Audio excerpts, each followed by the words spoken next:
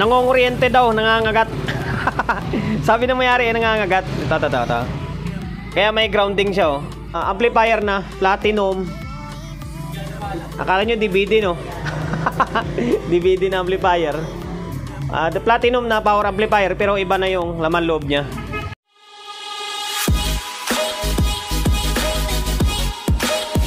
Welcome to my vlog.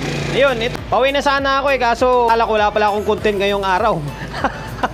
Ayun, dilim na sa labas talaga, oh. 6:42 na ng gabi. Kaya liligpit na sana ako ng mga kalat ko rito, eh. Kaso lang, wala pala, naalala ko, wala pala akong vlog. Wala ako pang upload. Sobrang busy ni Solid G, oh. Yan mga board na gawain ko. Yan, ito. Katapos lang ng isa. Meron naman dumating nito. Ito nga, sinisimulan ko na mga ito, eh. Ito yung sabi ko nung nakaraan na palit laman board. Palit mga board pala.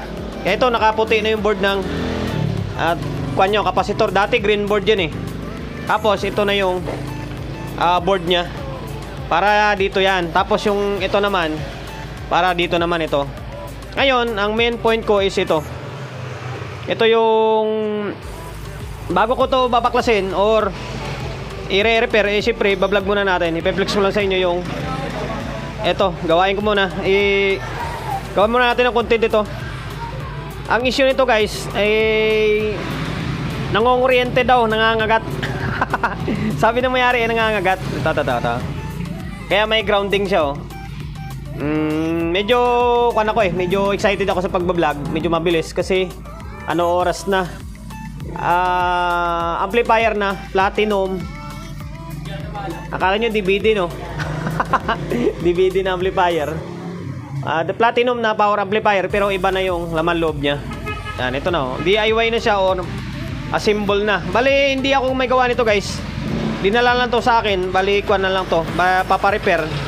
Dahil nga, yun nga yung sabi ko kanina, na yung issue is nangunguryente kapag buhay siya. Nangangagat daw. Sobrang lakas na ng kuryente kapag power on. Tapos parang umina daw yung tunog niya. Ngayon, ito yung mission ko sa mga susunod na vlog ko. So, ito, papakita ko lang yun sa inyo. Ipaplex ko lang bago ko siya bakbakin. Mali, hindi ako may gawa nito, guys, ha. Hindi pan lang to, baka sabihin nyo gawa ko ito. Hindi ko gawa ito. Bali, papagawa lang. Ito yung forma nya. Ito yung board. Angas nang gumawa nito.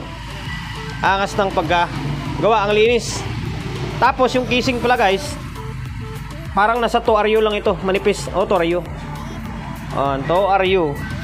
Tapos sa may transformer, hindi ko lang alam kung ilang volt ng transformer ito, ilang voltahe niya. Tapos may 4 na kapasitor. Yan, ito. Tapos yung board na ginamit, Rakula ito. Rakula na 10 pairs, pero pinaiksi lang siya. Binawasan lang yung output niya. 1, 2, 3, 4, 5, 6, 7. Bali 7 pairs na. Kasi dito na side, na to, drive na, 7 pairs na. C5200 and then A1943. Angas, ang linis ng paggagawa rin. Yan. Medyo lang, di lang. Kayo, guys, comment nyo na lang yan sa may comment section kung may idea kayo kung ano yung kadalasang sani ng sa mga master na technician dyan. Comment na lang kayo dyan. Ano yung mga sanhi ng pagiging ground ng isang amplifier, or bakit nangangagat siya or nangunguryente. Yan, comment na lang kayo dyan. Akin, lang naman to, flex lang naman to. Itong video ko na ito, para kahit paano meron ako may content. Naikuha ko na to, na-check ko na. Nung sinaksak ko sa may outlet, parang wala naman ako naramdaman na ground. Siguro pag nakaapak ka sa simento or lupa, dyan mo sa maramdaman yung kuryente. Tapos nung sinukatan ko, pag sinaksak mo yung kable, hindi ko na may didimo ngayon, guys, kasi mabilis ang video na lang ito.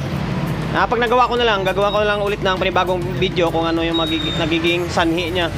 Pero kapag nung sinukatan ko ito, ground to body, ito ba negative, itong ground dito.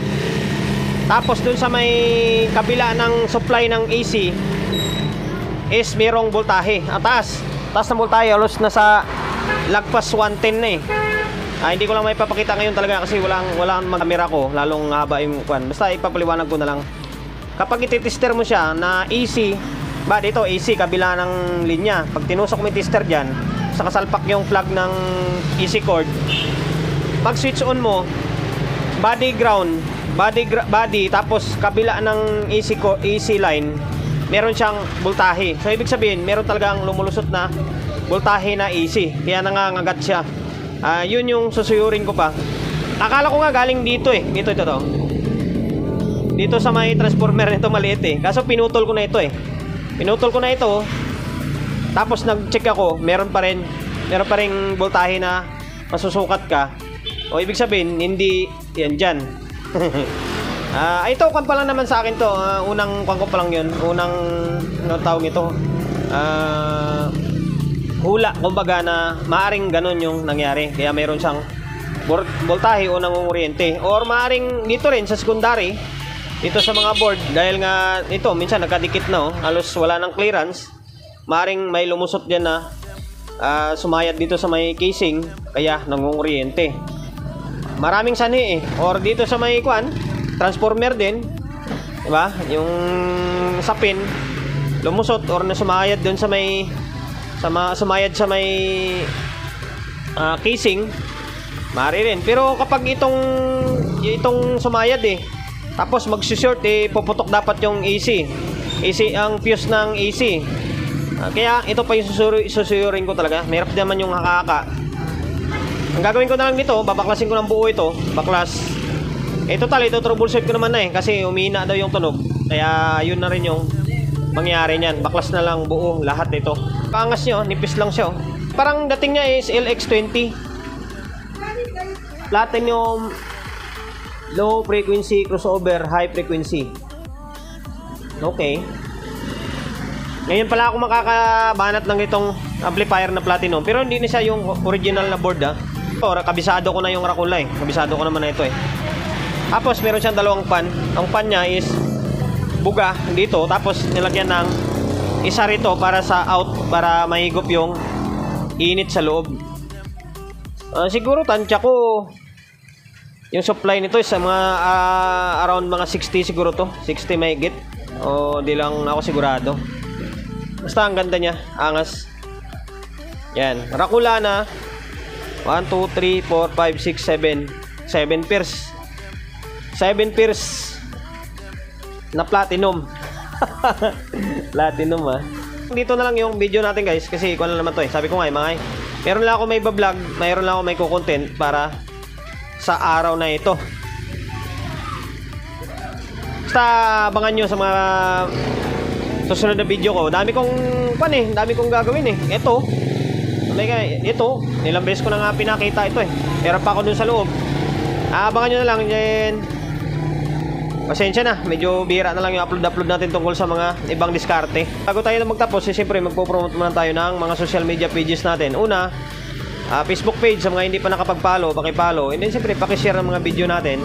YouTube channel sa mga hindi pa nakapag-subscribe, paki-subscribe, like, share. And then siyempre paki-hit ng bell button sa gilid para updated tayo sa mga sunod na video natin. Ingat, God bless, and then peace sa atin lahat.